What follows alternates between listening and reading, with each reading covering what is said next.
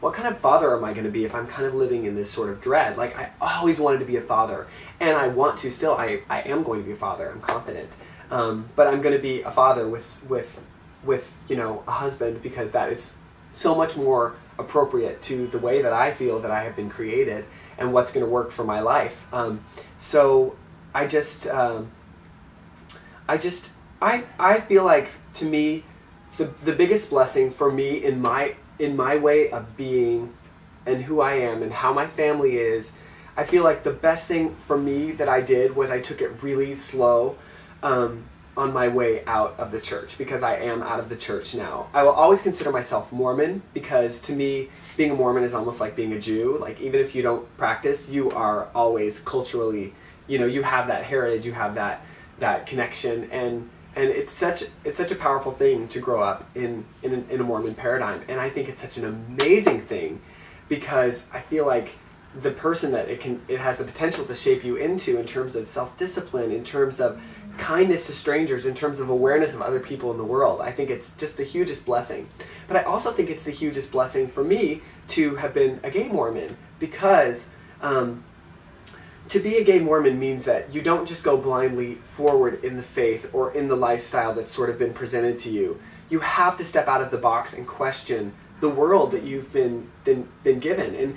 And I feel like, you know, people who are able to really be of great service to others, you know, in life, are people who, whether or not they themselves have stepped off of that path, they've had the ability to view life from many, many different angles, and not just from the one view that has been the view of their parents and the view of all their parents' friends and their friends.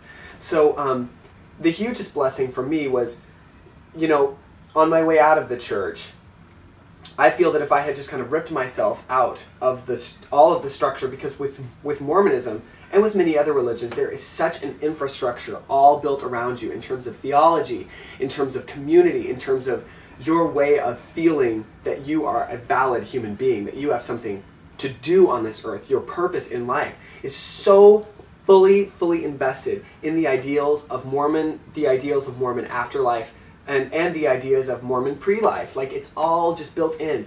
If you just rip yourself out of there, I feel that it creates such a void that, you know, what does the universe do with the void? The universe always fills a void, always. A void cannot exist in the universe without being filled. It's just a principle of nature. So if you pull yourself out of that structure, there has to be something else that comes in to take its place. And normally, those are the most readily accessible ideas and things, because you haven't had the chance to seek out something that is equally powerfully, that solid foundation, but a foundation that actually works for you, because Mormon theology is homophobic in its nature.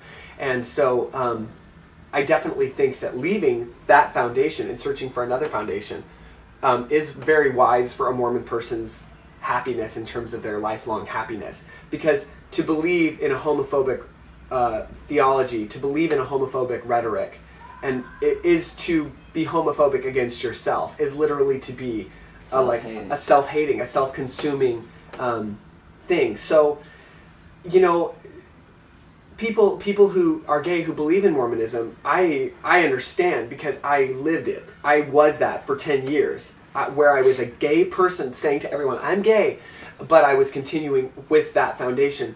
And I'm really, I couldn't have done it any other way.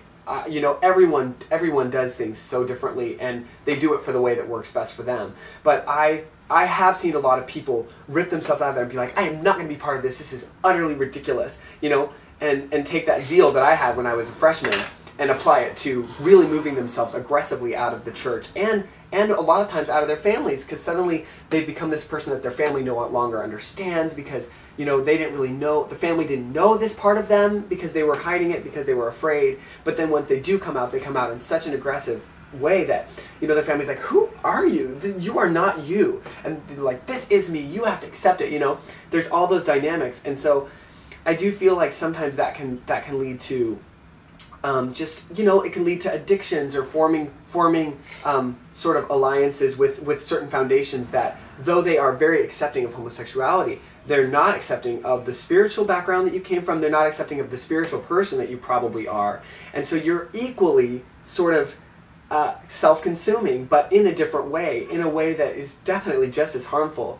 But it feels better to you initially because it's the opposite of what you've been, it's the opposite of the way you've been consuming yourself. You know, you've been consuming yourself from the inside out, now you're consuming yourself from the outside in. Either way, you know, it feels a little different, but I think it sort of leads to the same place of kind of being like, what am I doing here? Like, why do I not feel good? Why do I not feel happy? And I think really the key is there are people, there are ideas, there are organizations, there are activities that you can go from here, this foundation, which is an awesome foundation for life, but it's a homophobic foundation, and you can transition slowly, gradually, finding pieces of this other foundation to slowly lay in place, so that when it comes time that you feel that this is solid enough, you can kind of move your platform over to here, and you've done it in a way that everyone in your family they have sort of seen you take this process, so they're not as shocked by it. And, you know, and I'm not suggesting that if you're abhorrent of this foundation that you not leave. I mean, if you got to get out, you got to get out. I mean, you got to do you.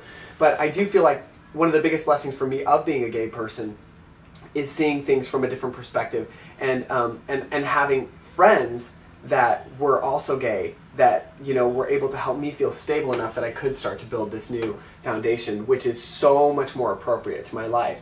Which, to be more specific, this is a foundation based on, you know, not only does God love me as I am, as a gay person, God wants me to be happy with a partner, with a same-sex partner, or any partner that I choose for that matter. He is happy for me to be with this person, and this is a paradigm in which I can have a husband, I can have children, I can have a family, I can include all of my family who wishes to be included. And not only that, I have a real connection to God, and I have a real connection to Jesus Christ. And that is a foundation that I created by drawing on other sources of information, by drawing on other people's way of living, by reading books about Eastern religion, which is much more inclusive of all people. And I've been able to take the same God that I always loved, and, you know, but that I often feared, and I've been able to find myself now looking at a God who just has a lot more inclusion for me as a human being, as a person, as a gay person, and even as a Mormon. So I just want to stress that for me, like, as I look at people, you know, and you know, I know people on all across the board, and because I've been so out over the years, I am someone that people will often approach with, here's where I am, what do you think I should do? I'm always kind of like, well, let's talk about what you think you can do and where you are. And, you know, I had a really interesting night about a week and a half ago. I had literally an email from this guy who several years ago was just coming out, and he got a boyfriend, and he was, you know, doing a lot of things, and he wrote me and he was like, I'm just really depressed. You know, I've failed at all the relationships I've tried to have with men, and I'm just beginning to lose my faith in being gay. And he was like, is there a way to be gay and happy? And I just thought so much about this, of course.